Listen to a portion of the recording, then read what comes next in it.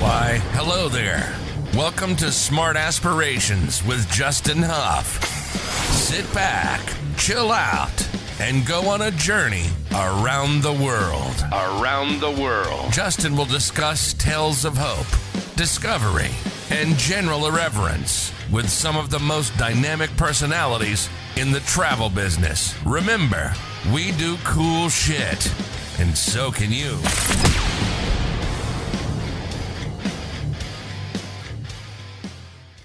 Hey everyone, and welcome to Smart Aspirations with Justin Huff.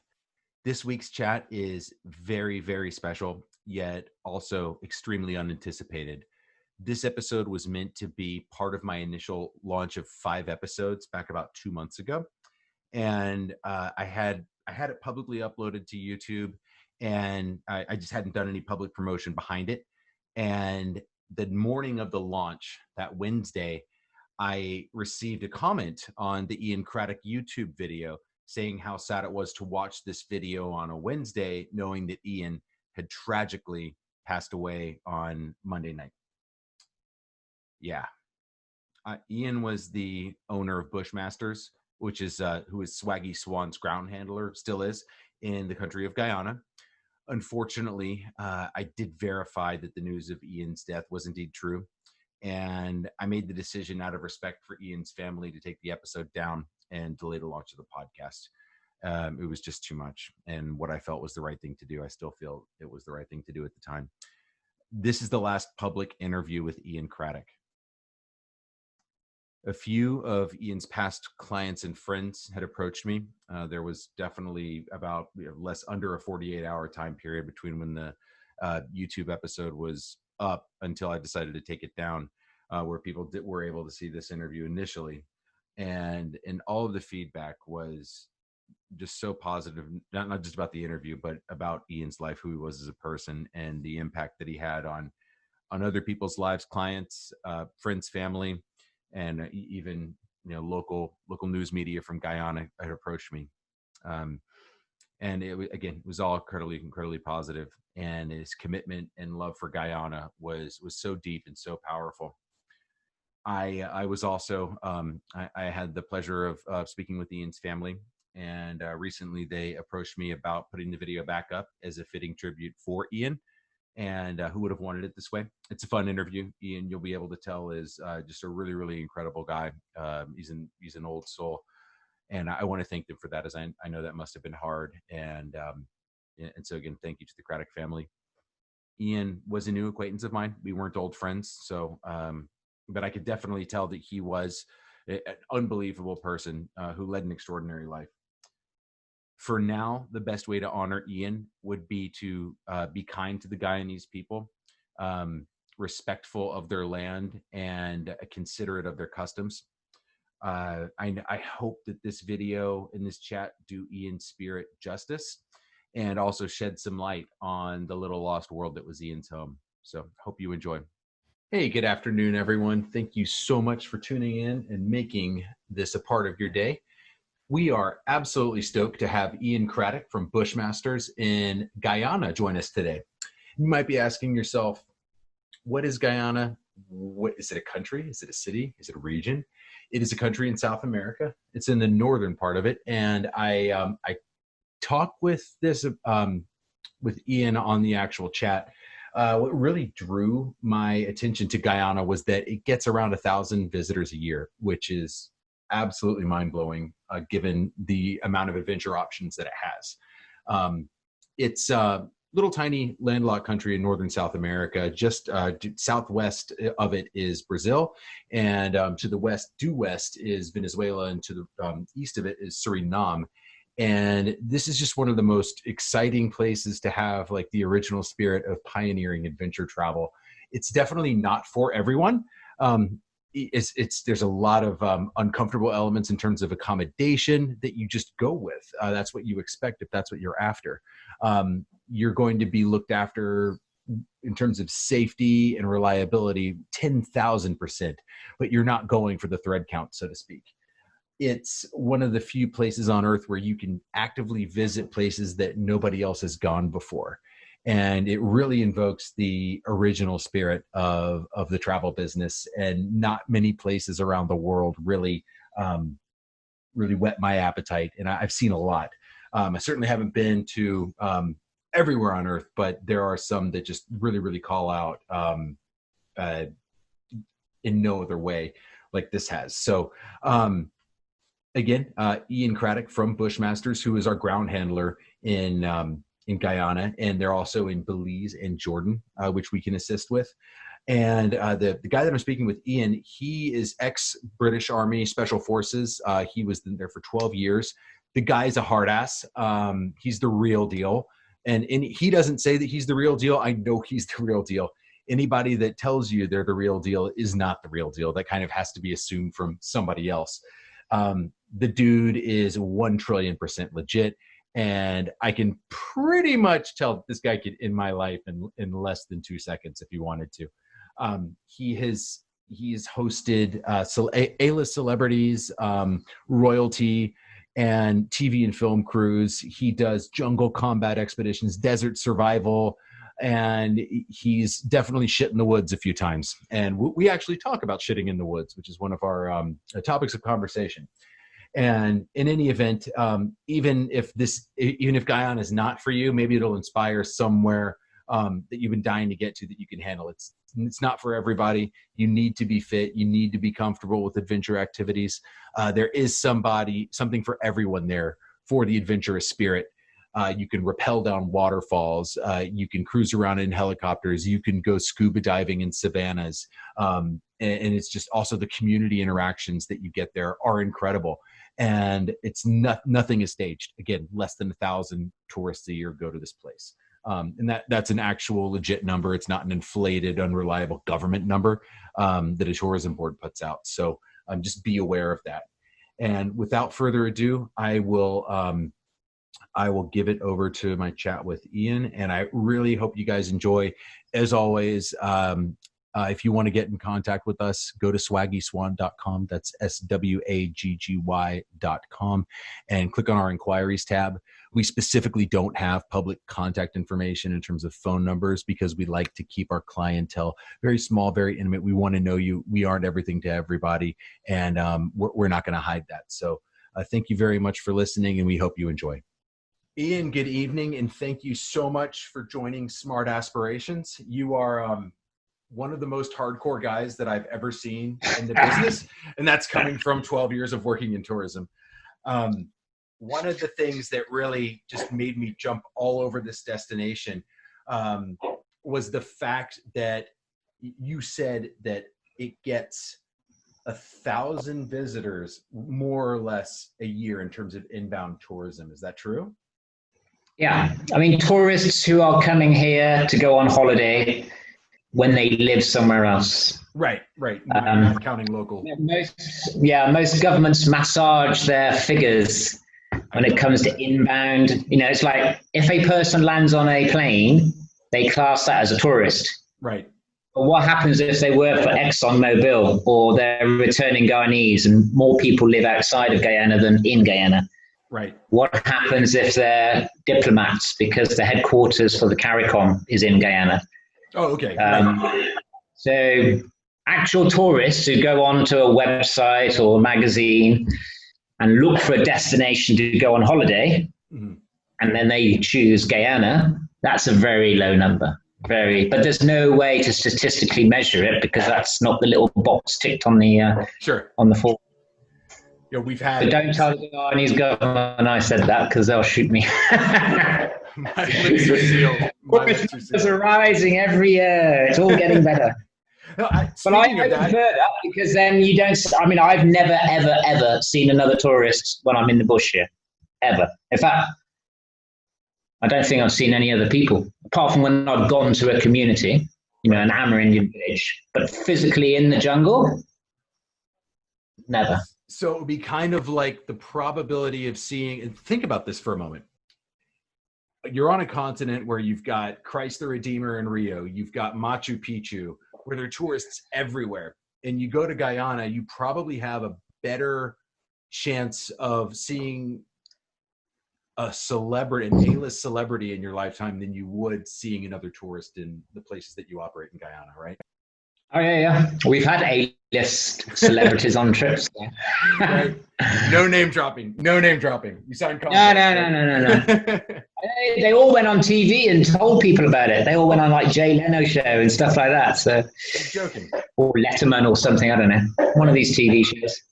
Now, for those that aren't aware of, I'm assuming 100% of you, myself included, until a few weeks ago, were not really aware of the main draw of Guyana. And aside, the tourist numbers was what really drew me in. And then I wanted to see, okay, what am I going to do?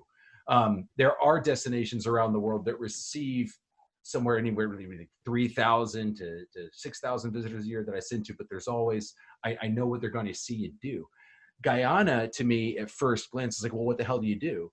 But I found out that 80% of the country is this undiscovered rainforest that nobody ventures to. And within the rainforest is like a completely protected wildlife mecca that normally developing countries would more or less sell their soul to outside investors to come in and mine. And you told me on our initial chat, it's just not economically feasible. So it's kind of like Guyana is guaranteed to be protected for the future, just based on its natural setting. Is that right? It's not because of humans. If there's a dollar in it, humans would sell it. Right. No, it's the geography of the country. There are huge things which make extraction of logs or gold or things like that very difficult. Right. There's big rivers, and jungle rivers are very powerful. They can go from being so shallow you can walk across them in dry season to 50 feet of raging torrents higher in a night in wet season. So whatever type of bridge you build, it is not the sort of bridge you build over a river in the US or the UK, because the power of the water is so much more. So structurally, those bridges have to be much, much stronger. And if you are extracting logs, those logging lorries weigh 60 tons. So it's not a wooden bridge, eh? No. Similarly, if you're digging for gold, I've done the Gold Rush show. We had Gold Rush, the show in Guyana. I've met all those guys, Todd Hoffman, Dave, and all that lot. I spent 6 months with them. I spent a lot of time because of that in the gold mining areas here. And it's all about logistics and the economies of the logistics. If you've got a 30 or 40 ton dozer, JCB type vehicle, and you've got to take it into your mining area, you've got to have a way to do that. And a helicopter isn't it, because they don't lift that sort of weight.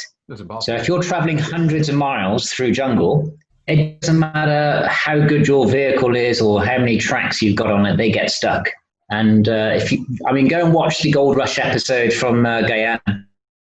So it's live. We can see it. The mess they found themselves in. They found less than an ounce of gold over Gold Rush. Watch it. I was there. We spent so much time behind the scenes, chopping logs, laying corduroy on the roads, just to get the camera vehicles made to be, let alone these huge things. So when you have large rivers and you've got big mountains and you've got a lot of forests, which blocks your access to the good areas, getting that product out economically it makes no sense. People can't do it. Absolutely no sense. And Guyana is also doing so much as they do have a green agenda, and there is a very strong environmental pressure within Guyana from some very senior people, well-educated people who really know their stuff in the Protected Areas Commission and so on. And with large amounts of land is being placed into protected areas. Several million acres more last year. And then again, the biggest thing is we have a true indigenous Amerindian culture which hasn't been intermingled with the colonists and the coast and so on so much. There's over 100 villages, 9 tribes. They are the largest indigenous landowner on the planet. They own 20% of the land mass of the country. No kidding. So if they say you can't drive your logging lorry through their ground to get to somewhere, you can't do it. That's it. And you might have a logging lorry, but they've got a bow and arrow with poison tips. Think about that for a second. That's a real original spirit adventure for somebody that's going down there. And how would something like that work? Like, let's say you're scouting a new area for a client, and for people to understand, the FITs that you do, the foreign independent private traveler that you do, you're taking them to places that quite possibly save like early explorers in the area, people that have never set foot on. So how do you know what land belongs to the local communities, and like how do you figure out where you can go and where you can't go? Well, the land that's owned by the villages, there's obviously a village there, and they know it, and that has been surveyed. Okay. So they have maps of their village land. But a lot of the places I want to go to aren't on village lands because there's no villages there. It's state land, for want of a better word. But you are always transiting through a community or using local guides from a community because they go there as well. Okay. You know? Because they don't just stay on their lands. That's just the land they own. It's like your house and your garden, but you still go down to the shops, don't you? Right. And they still travel into the forest and, you know, shoot a peccary and catch fish and bring in the nibby vines and all the rest of the stuff that they need to work in their community. And so they know the areas really well. Yeah, they're really good. I mean, they're shit hot. Do clients ever request to go and meet and just kind of hang out in the villages? Is that possible, or is it? Yeah. I mean, literally every day they're there. There's always at least 2 guides on my trip. Often there's more because we're doing different things. Yeah, so they're always there. That seems to me like really pure, non-fabricated, non-contrived cultural tourism. And do you see that having any legs in terms of taking off in Guyana? From a cultural standpoint? I mean, there are a number of communities that have actually built themselves an eco lodge and are developing a community-based tourism product. Okay. And they're good. And I go to them normally on the first day and the last day of a trip because that's our staging post before we go in deep. Okay. But I'm all about getting into the most remote parts and the most difficult parts. So we don't hang out in a community for 2 or 3 days and travel around. When we do go and have a look around, and I don't do it, I get my guide from that community and say, look, you go off and take them for a walk around and introduce them to people and everything else because, you know, it's your village, not mine. So they do that. But I mean, sure, you can do all that sort of stuff. Yeah, absolutely. And I think that would be like pure icing on the cake on top of an already incredible adventure. And you had mentioned taking people to these really remote, hard to reach areas. And I really want to get into that. Correct me if I'm wrong. These would be like areas of pristine rainforest that haven't been set foot in before, the Dupuy region, and also the savannas. Since nobody has a clue about that, can you talk about those different regions and why somebody would be like, oh my God, I have to get there? Yeah, well, 80% of the country is forested. Tropical rainforest, primary rainforest. Primary rainforest is the tall trees. Secondary rainforest, which you'll find in Central America, the same trees, the same creatures, but the trees are smaller because they get knocked over by hurricanes. And a tree takes hundreds of years to grow, you know? Yeah. Pristine forest is what Conservation International identify as forests that have not been messed up by humans. We haven't introduced species, whether they be animals or plants, that have changed the ecosystem. There are plenty of jungles and plenty of forests, but, you know, like releasing cats and toads in Australia, as soon as they get going, they fuck everything up. Right. And change. That hasn't happened here. So that is the forests. Amerindian peoples, they use the forest, but very few of them live in the forest. They'll be in a savanna bowl surrounded by forest, for example, simply because they need the sun, because that's where they can dry things, dry fish, dry their thatch roofs. If you're in a humid tropical environment under the canopy, apart from the fact that trees fall down regularly, I mean, deadfall is one of the biggest threats in the forest, things can't dry. You can't dry your fish. And so over the millennia, they've tended to be on the boundary of the forest or in a savanna bowl or so forth. So most of the like dense, pristine forest, there's no people in there. There's a few, but not very many. There's a couple of communities I can think of. And Guyana is home to, you had mentioned before, it's home to one of the only places in the world that's pristine rainforest, along with and there's only four. West Africa. Four. West Africa. Yeah, West Africa, because war is good for conservation, because no one's going in to fuck it up. Is that not true? I mean, I went to West Africa in the military, so I know it's not good. The Amazon basin, and that makes sense. 6 months of the year, it floods. Sure. So you can't economically do anything in an area of terrain the size of Florida, which floods every year. Sure. So no one messes with it. And then PNG, Papua New Guinea. Yep. Okay. But things are changing in PNG. Right. Well, actually, unfortunately. And also West Africa, because West Africa, the scraps have calmed down greatly. And as that happens, people will start to move in and start using resources. And of course, when you go into a place, you leave things behind, a pet, cat, or seeds that you drop from the apple you're eating. Apples don't grow in the jungle and things like that. So that's the jungle, and it's a huge area. I mean, it's massive. And we're going to throw up some slides and pictures so people can understand where this stuff is on a map. Okay, on the YouTube cool. video. Yeah. So check out the YouTube video. Shameless plug. And I mean, there have been explorers who have come to look at Guyana. Certainly in pre-independence, it was British Guyana, and this was the main place that you would travel if you were an environmental and jungle specialist, looking at the wildlife and the ecosystems. David Attenborough's very first ever TV show was in Guyana in 1955. Can I make a confession? Yeah.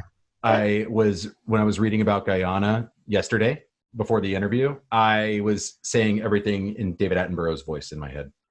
I was reading it. I could hear him talking about the forest. I was like, oh my God, this is great. It's like when you see some of those people, their voices are just resonating with you. But anyway, I digress. Yeah, check it out. Zoo Quest Expeditions, 1955. Yeah. Okay. So he was like 26 at the time. So a long time ago. So people have come here, but of course, generally they're limited by where they can get. There weren't helicopters 100 years ago. Everything had to be pretty much by river. And the rivers here are such that travel around any rainforest in wet season is very difficult against the current, unless you've got really good engines and lots of fuel. And there reaches a point in logistics where you can't carry and bring enough fuel boats to provide fuel for everyone, if that makes sense. There's eventually a point of no return. But you helicopter in supplies and people to start. Well, now we do, yeah, now we do. But we only had helicopters here about 5 years ago. So just 5 years ago. Wow. Yeah, and there's only a couple. So this is one of the last remaining places on Earth for that discerning traveler that wants to be the first, and not only just from a self-serving perspective, but seeing something for the first time. This is real exploration. And that's what you're offering. But don't forget as well is that we may be the first of our generation, but there's plenty of anecdotal and physical evidence to show that the Amerindians peoples moved over the whole of South America far more than we think. Right. And it's very interesting to read some of the scientific evidence about how far. There's a great book, 1492, I think it is, about what the Americas, North and South, was like pre-Columbus. Pre-Columbus. There's a ton of surveys going on. Oxford University, I was supposed to go there in my youth. I joined the army instead. You liked being outside instead. They're flying drones over the Amazon now with LiDAR penetrating radar. And they can see what you can't see with your eyes now, is that was an area inhabited by millions of people. And we've always thought they're, a bunch of people in a village of 200 and not sophisticated and so forth. Right. So we haven't found these Machu Picchu type things. But if you've got trillions of trees to build shit from, why would you go and find stone? That makes perfect sense.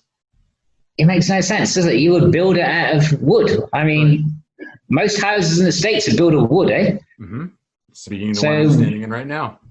Precisely. So why would you make all the effort to build shit out of stones? You use stones when you're in the mountain ranges. Yeah. But if you're in the lowland jungles, you use trees. And of course, they rot away after a period of time. So we don't see, Mayan temples and all the rest of them. But that doesn't mean that they weren't a very sophisticated, widely trading community. We just don't have the exact facts yet. But we do go places, we find petroglyphs, rock carvings, where people have been sharpening their stone axes.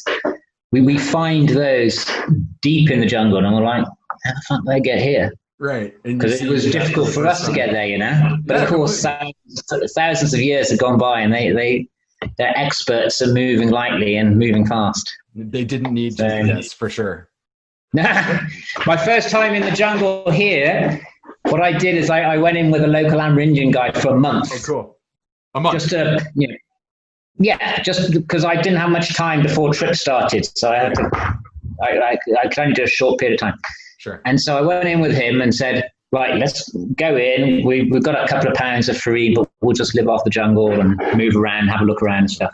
And it was an area that he knew, but he it's not his backyard. It was 100 Ks, no more than that, away from where he lived.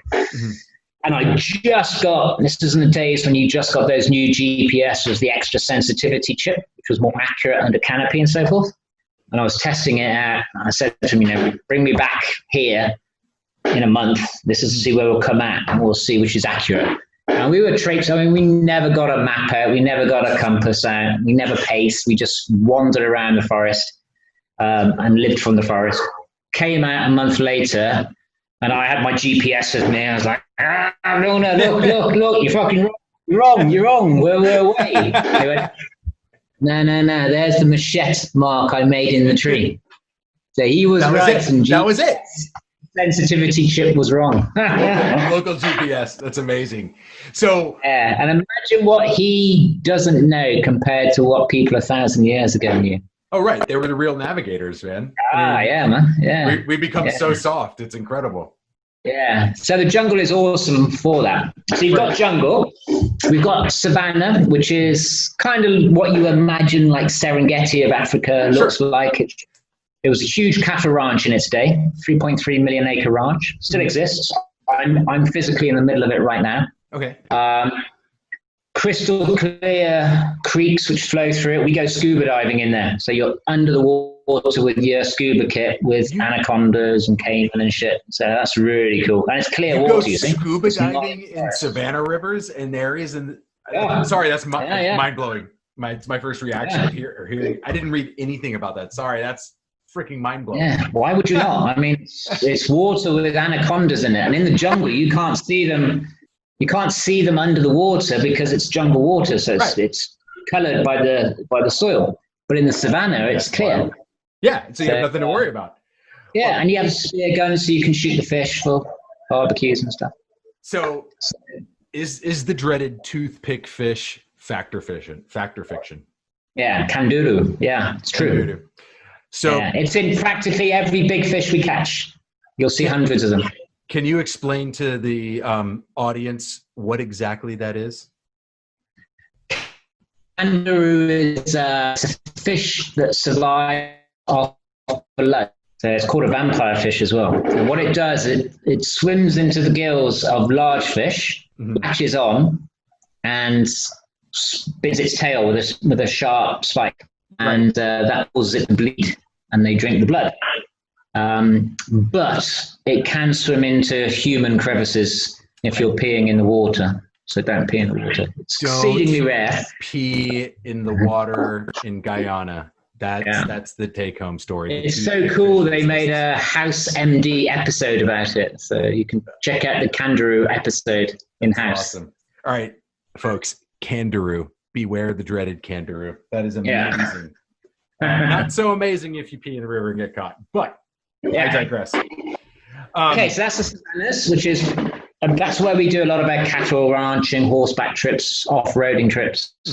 ATVs, things like that. Really, that's one of my, if not probably my favorite place. It's really beautiful.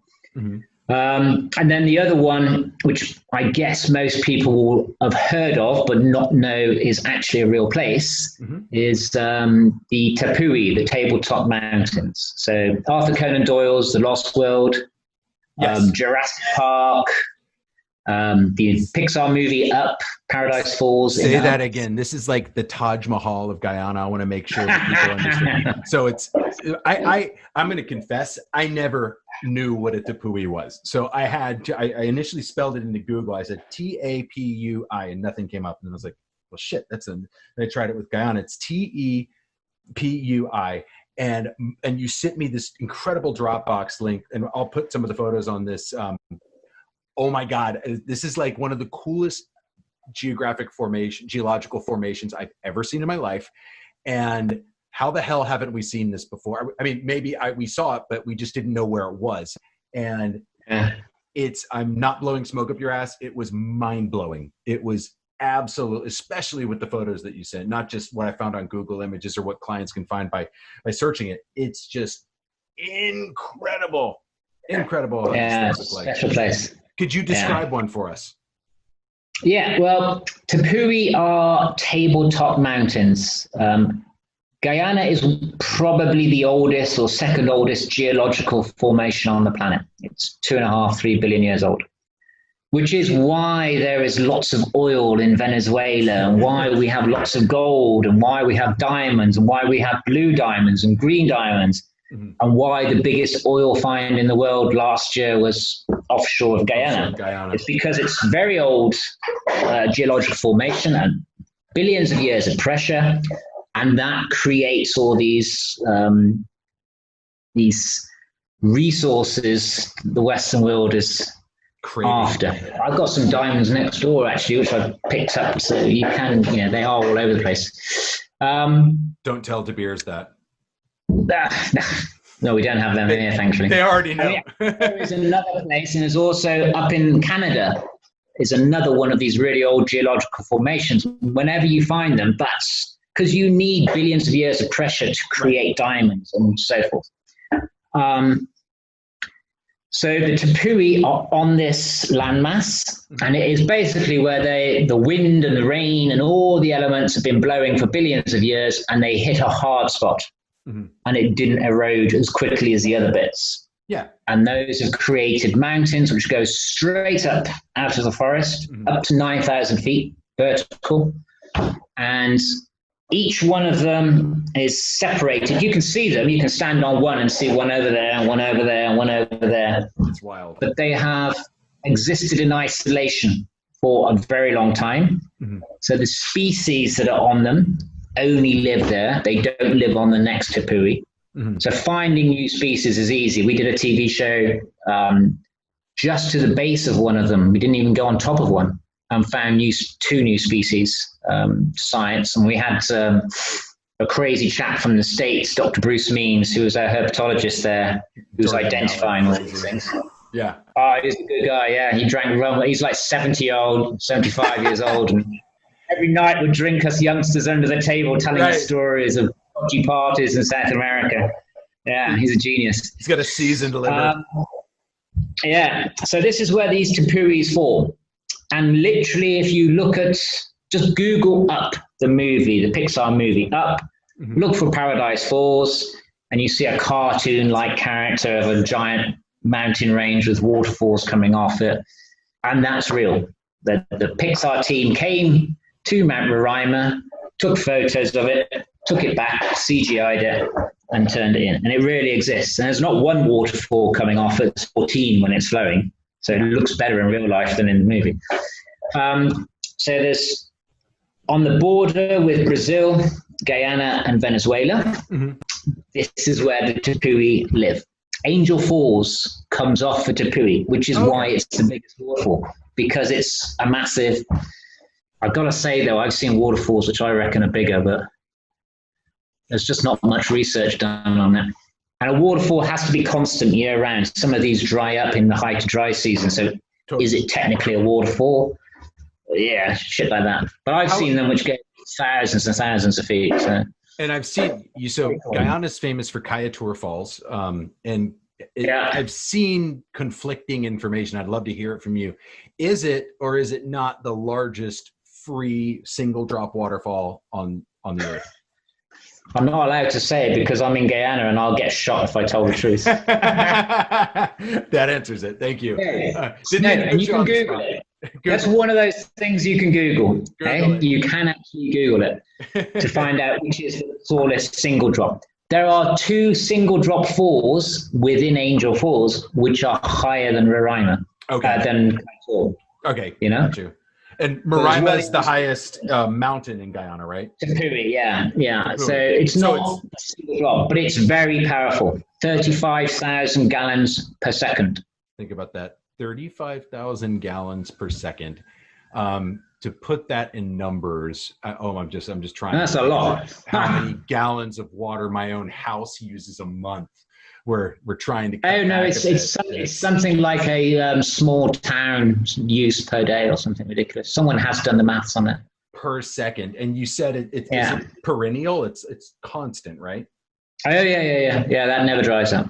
Yeah, and you can paddle. We've paddled right to the end of it, and we've rappelled off it. Wow. You've rappelled. So 1,200. Yeah, it's 1,200 foot rappel. Because you're going at an angle. You know, you have to go at an angle to get away from the suction of the falls. Right. So the falls is 800 and something feet, and then with the angle of the rope for the rappel, it's 1,200 foot.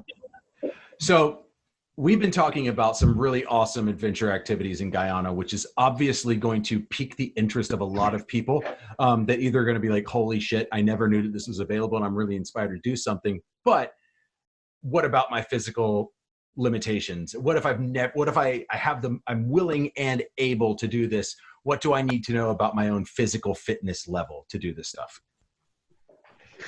It depends what you're doing. If you want to go on a big hike through the forest with all your house on your back for a couple of weeks, you need to be capable of doing that and doing it easily. You can't be fucked at the end of every single day because it only actually gets worse and worse. Makes sense. You're living in a rainforest environment, so it's difficult for people who are unaccustomed to it.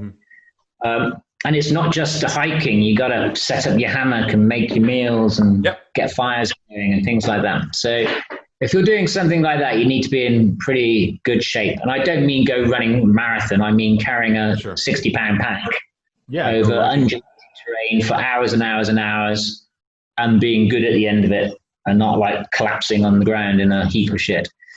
But if you want to... You don't have to be fit to rappel off Roraima. Yeah. You just have to like look down 9,000 feet and say, let's do it. Because you're on a rope and gravity does all the work. Right. It's tons of like really advanced instructors on something like that who basically do all the technical work for you anyway. Yeah. But generally speaking, in any environment, especially in the rainforest, being in a better shape helps. Yeah. But if you're, but the sort of person who wants to come to a place like this, the sort of person who wants to get to these remote places, the sort of guy who wants to go and find a 30-foot anaconda the people we rappelled off Roraima in December, which has never been done, it's the first time that's been done, they were girls. That's so freaking cool. The first people to do it, and they were from Saudi. That's amazing. So you think about defying stereotypes, and I mean, we'll rip the Band-Aid off here. Guyana is not for everyone, but defying stereotypes, you've got women from Saudi Arabia doing the first rappel off of Kayatur Falls, that says something. And they weren't shit. They were hardcore, you know. Yeah, you have to be. Because they still had to live. They still had to live in the jungle every night in a hammock. There wasn't some 5-star hotel. They still ate freeze-dried rations. They still went and shat in the woods like a bear. Yeah. You know, they still had to maintain the hygiene that you must maintain for your body in a tropical environment. And they were happy as Larry and chatty and fun. That's Not awesome. a second there was a problem, you know. I mean,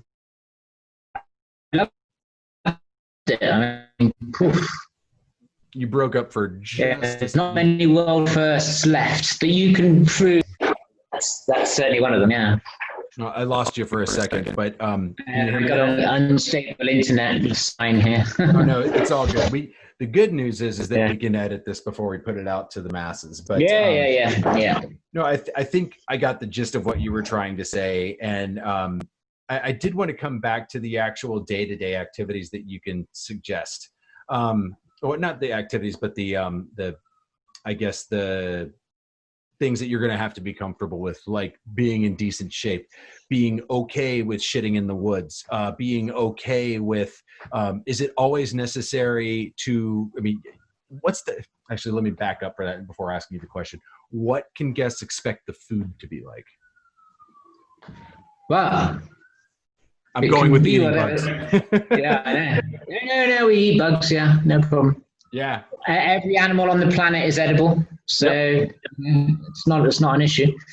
What do you do for vegans? It depends what they want, you know. If they want 5 Michelin-starred type food, then you can do it, but it costs. I mean, we had Gordon Ramsay here in February, and he made some really, his show's coming out next month, July 5th in Guyana. Watch that, I think. National Geographic. Yeah. It's everywhere now. But if you want to go, but then that involves carrying all the infrastructure which needs that, you know? So if you want someone to prepare your meals every night and sit down at a table with knife and fork and all this sort of stuff, then yeah, sure, that's not a problem. But normally what we go for is more of the adventure stuff. So it's freeze-dried rations. Just add hot water, stick your spoon in, eat, put all your trash in that same bag, zip it up, and that comes out with us. And that makes things lightweight, and it means there's less bodies required. Yeah. Which is always good, especially if you're looking for wildlife. The bigger footprint, the more noise, the more smell, most importantly, smell that you make, then the more it scares off the wildlife. But it's the only factor really which affects it is cost. Yeah. You can have fancy, but it'll just cost a lot more. Because for every helicopter that takes you in, another one at several $1,000s an hour, going to as many hours away in remote areas, is going to have to carry in the cook and the chicken and the beef and everything else. So, well, that involves the operational cost of working in an environment like that. And it's very similar to places in the remote parts of the world where we operate, especially in Africa. And sometimes people have this assumption that because it's a developing country, it won't be expensive. That is entirely not true. There are so many different moving parts to this. So let me ask you. Actually, the other way around. If it's a developing country, it isn't developed, so it doesn't have the infrastructure of a developed country. Well, right. But what I'm saying is you're operating in helicopters. You're operating in remote areas, and so that's expensive. You got to train the staff. You've got to fly out all your equipment, and there are all these moving parts. It's transport's the biggest one. It's always transport's the biggest one, especially in jungle. I mean, there are no tarmac roads in the jungle of Guyana. None. Zero. Not one. They don't exist. That's awesome. And that part of that makes me want to go even more, to be honest. Yeah. Do you have some great stories about clients shitting in the woods for the first time? Oh, I don't watch them. No. The feedback? It's like, I'm assuming you're getting people that are like never done this before. Yeah, it's literally the last thing they think about. It really goes out the window straight away. When you gotta go, you gotta go. When And you gotta go, you gotta go. Yeah. they truly don't care. It doesn't come up at all. The thing they enjoy the most, which nearly everyone says, is at the end of each day, and it's a hot, sweaty environment and they're working hard, we go and jump in the rivers and go swimming in the creeks and things like that. And that sounds awesome. washdown is really good, fun time of the day. And no one gives a shit that there's a billion piranha in there or crocodiles or whatever. Right. Because they just don't attack humans. It's just total Hollywood bullshit. There's no proven recorded case of a piranha attacking and killing a human ever. Or Jennifer Lopez being strangled by an anaconda. I mean, they can do it. It's happened occasionally. Some guy tried to get an anaconda to swallow him for some stupid TV show. Yeah. They struggled to make that happen, because it's not natural. It's just, yeah. And there's tons of, you have that Jeremy Wade guy who does it for himself. Yeah. I was thinking that's just, Darwinism is going to take over with somebody doing something stupid in the jungle when they shouldn't be. So let's say I'm, a group of friends, maybe 4 to 6 people, and I've got 9 days. I'm working this super demanding tech job in Silicon Valley, and I want to go all out and see the best of Guyana. My budget's really solid. I don't specifically have a goal in mind. I just want to be the first. I want to do stuff nobody else has ever done. I want to have a great time. I'm a bit of an adrenaline junkie, and I want to come back and I want to show pictures and tell stories that nobody else has even dreamed of before. What would you suggest? The 2 big ones I would say is go to the very deep south of the jungle of the country. And down there is where you see the big wildlife. So if your interest is in wildlife, maybe the photography of it, then that is the place where you're going to see jaguars and big anacondas and tapir and harpy eagles and all these cool things. And not, you don't go a week looking for one. You're each day going to find plenty of something, and it's great fishing. So you can hang out with them, and because you can get in there by boats, you can go in if you're with your buddies, we can go in there. We can take, a cooler with some beer in it. You can roast the piranha, and you can see all these things. And it's basically like a camping trip that's easy, but fun as well. And you get all these great images and so forth. If you're after some sort of adrenaline, something to get the arse twitching a little bit, then I would go to the Tapiri region, where the big mountains are. I would be in by helicopter. I'd rappel from the helicopter. I would rappel some of these big waterfalls. I would get the helicopter to long line us out. So you clip onto a rope attached to the chopper, and you're dangling from it, and off you go. Okay. I would get to the likes of Mount Roraima, where these big, huge things are. You can sleep on the edge in portaledges, so you're thousands of feet below you is nothing, just the jungle below you, and that's what you wake up to. I'm sold. So if you're wanting that sort of adrenaline buzz, I would go for that. If you're wanting that sort of mates camaraderie and with all these cool jungle creatures and the forest and the noises of it and everything else, I would go with, you could still go into the forest by abseiling out the helicopter, so you could easily get that buzz in there as well. But only one or the other if you've got 9 days. Everybody wants to do everything in 9 days. Of course, that's the trend now. You get shit. Yeah. Yeah. Time is time. It hasn't changed ever. 24 hours is 24 hours. Yeah. And just because you say I want to see more, the jungle doesn't give a toss about you. Yeah. The jungle will only show you what it wants to show you. It doesn't matter who you are, We've had Prince Charles out here, Prince Harry out here. You can be royalty. But if a jaguar decides if I can go to sleep and roll over, that's what he decides to do. You've got to give it time and effort. That's quite humbling as well. That's one of the reasons I like the forest, is that you never know what's going to happen. You go to Africa, you can go to a GPS point at a certain time of day and you're pretty much guaranteed to see lions and elephants and all that shit. You know, the rangers have got it down pat. A few friends of mine are actually running some of the anti-poaching patrols out there, and they've got it down pat. They know where to go. Just like you do with your GPS. Where are they, out of curiosity? I'm not telling you that. I know nothing then. It's supposed to be fucking slotting poachers, not us giving the information to the poachers, eh? GPSing where they're going to be, where the drone technology is. Sure. Oh no, they got drones out there as well. Yeah, it won't be long. Get the fuckers. It's crazy.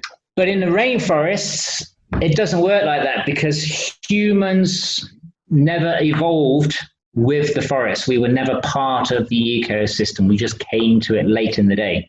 Right. Because the forest has been the forest for millions and millions and millions of years. We've been here as humans, maybe thousands. So we're not part of the ecosystem per se. So 100%. You have got to give it the time if you want to see the jaguars and you want to see the anacondas. And you need to go with the local experts, the Amerindians, and you need to go to really remote places. And that's cool because every day I don't know what I'm going to see. I don't know if I'm going to see an anaconda or a jaguar, right? A harpy or macaws, monkeys, or whatever. Every day is different. Right. And I know that after talking with you, neither of us are huge birders, but I just want to say that I have a lot of people that are. And just to put it into perspective, Tanzania's Ruaha National Park has just under 600 bird species. Guyana has 918 or something ridiculous like that. So counting. 5 years ago, those are the ones that you know about. Well, 5 years ago, the number was 600. And then we had a massive birding tourism kickoff. And they've been finding all sorts of shit they didn't expect to be. That's awesome. Wild. Yeah. And there's some really good birders here, actually. A few friends of mine are really into it. I love harpy eagles. They're fucking cute. They take children and fly off with them. It can happen. Oh my God. They are unbelievably cool. Yeah. The macaws are just amazing. You know, the parrots of the Caribbean, they're everywhere. The sounds of them are pretty cool. The kingfishers, I love the kingfishers. They're like fighter pilots going down the rivers, you know? Right. So there are some cool birds, and there's some really good tasting birds as well. No comment. But most of the songbirds and the little things don't really light my candle. But there is tons. Yeah, it's going to be 1,000 birds pretty soon. Well, most of South America has got tons, eh? Yeah, I know. The passion and the enthusiasm are just, it's a force that I never knew existed. And I appreciate birds and I like birds and I know I can identify specifically within Africa. I know what certain species are and what to look for. And I again, really do appreciate them. And when you get guests that have that passion, I'm just like blown away by the level of intelligence and dedication and study that they have. And I can't even remotely compare with it. It's incredible.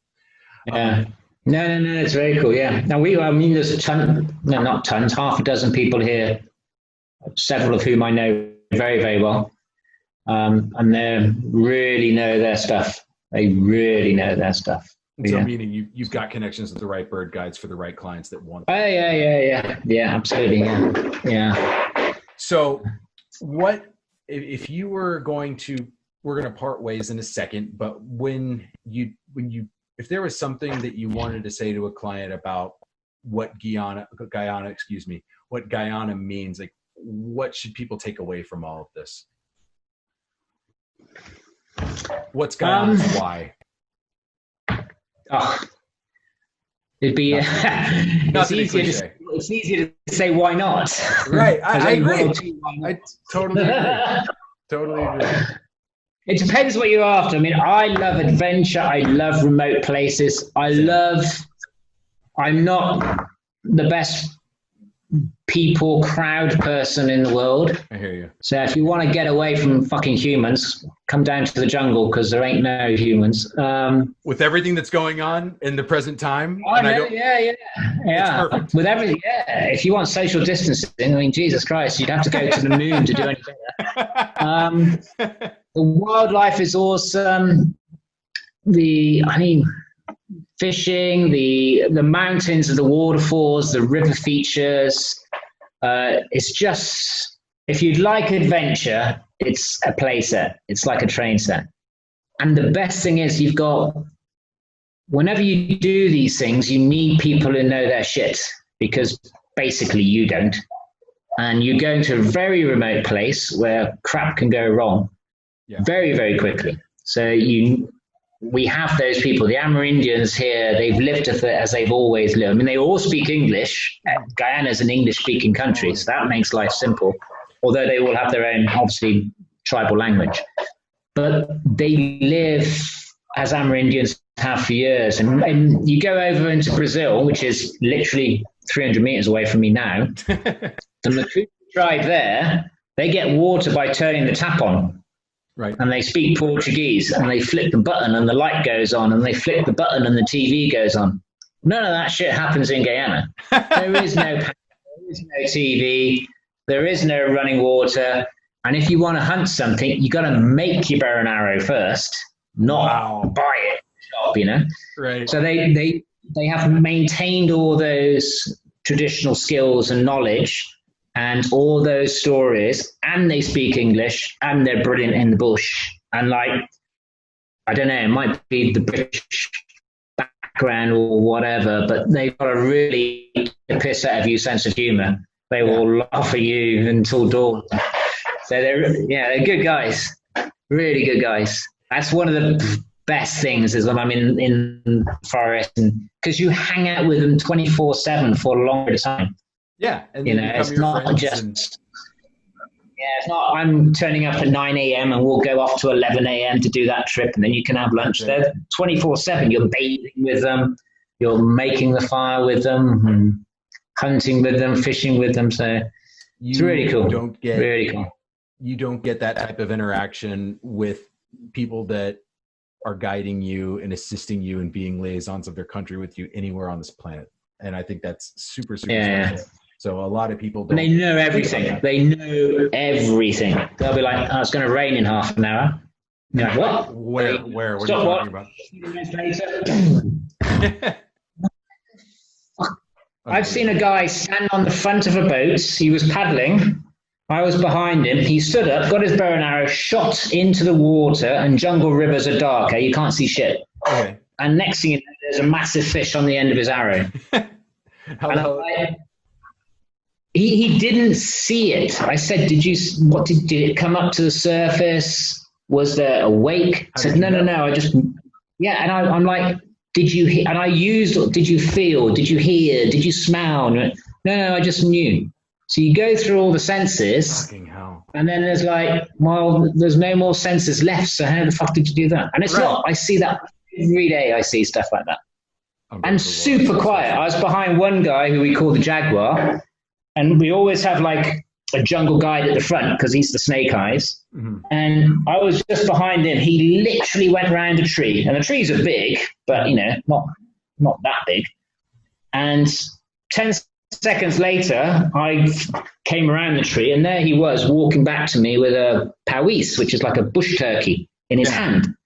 And in those 10 seconds, he'd gone around the corner, seen this bush turkey, got his bow and arrow from his hand, shot it, gone up to it, picked it up, was walking back with it, and I didn't hear a thing. And I was 4 meters behind him.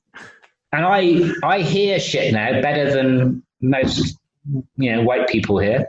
I hear things long before most foreigners do, but it's not 1% on their skills and their knowledge. They've got a guy in his third eye.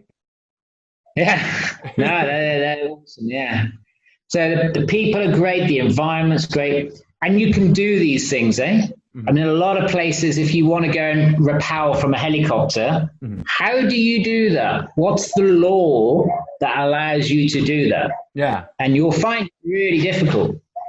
And it's, for us, we have to go through safety briefings with the CAA, safety staff. We rehearse it before you even arrive in country. Okay. It has to be signed off by the safety staff. We get specialty pilots from the US to fly, special riggers in from the UK to rig it. But as long as we prove all the safety and all the risk assessments and all the what-ifs, they sign it off. And each time it's got to be done individually. But, you know, we have a track record now of doing that, so they're happy for us to keep pushing it. I mean, we were parachuting kit out the back of an airplane a few months ago, just made bundles and threw it out. And again, we had to go through the whole process where they're like, you guys are proving it works. So, you know, there's not many places you can do these things and it be real. You can't fly for hours over jungle, and it's jungle and there's no roads and there's no smoke from a fire or another plane. Are clients signing waivers in addition to our own? Are they signing waivers once they get on ground? Anything special or special insurance or anything? No. We're a British company. Waivers mean fuck all in UK law. Right. Because you can't waiver your safety away in law. It can't happen. Right. If the people who are leading you do something wrong, no waivers worth shit, apart from maybe in the US. But everywhere else on the planet, it all comes down to the law. And certainly in the UK, if you break, and we're a British company, so we follow UK guidelines, which are much more strict than the US system. Yes, they are. They absolutely are. European standards on these things tend to be much stricter because we got fucking Germans and they make everything really strict. Do you want me to edit that out? No. It's all good, man. But they do, it's for a good reason. And so all the rope kit that we have to use has a LOLA inspection every year. So I have to fly in a LOLA examiner. Okay. Follow all the rules and standards. Good.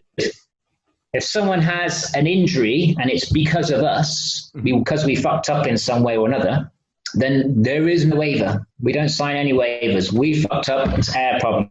We're at fault, which has never happened. Yeah.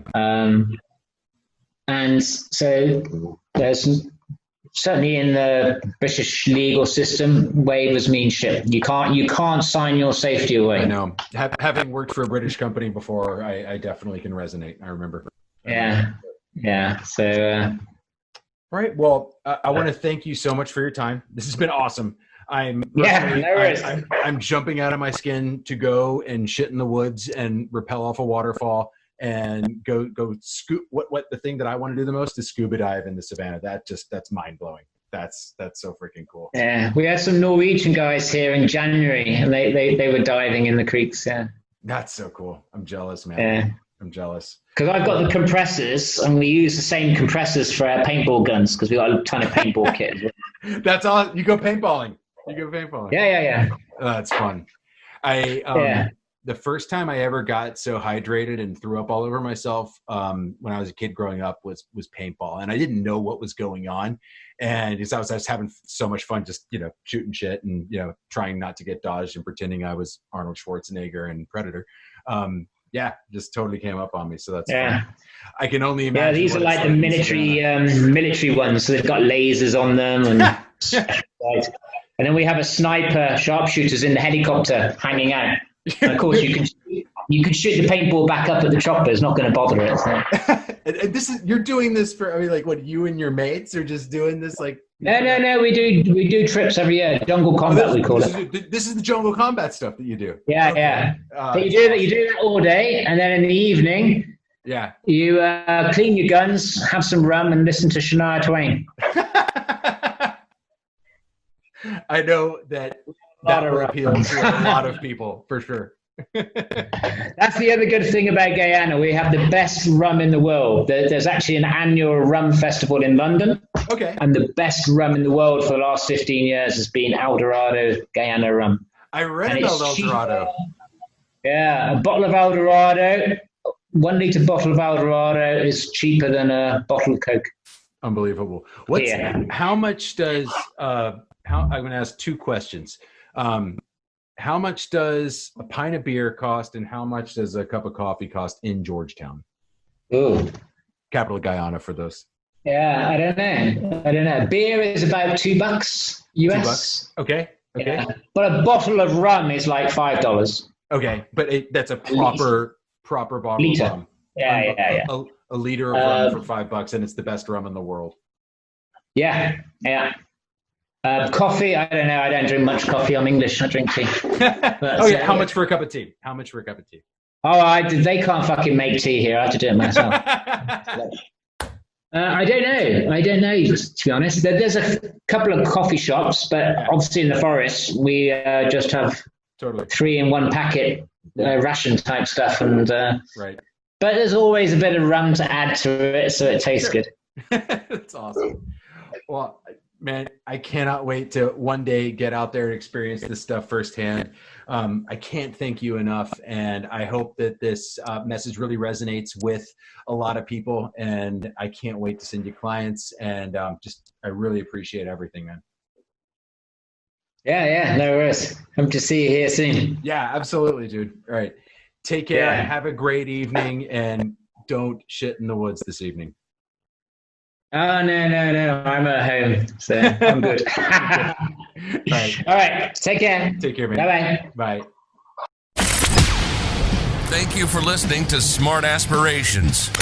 Justin Huff is the manager of Swaggy Swan Travel. For all travel-related inquiries, please visit www.swaggyswan.com. That's www.swaggyswan.com. And click inquiries. Have a stupendous day, and we'll see you next week.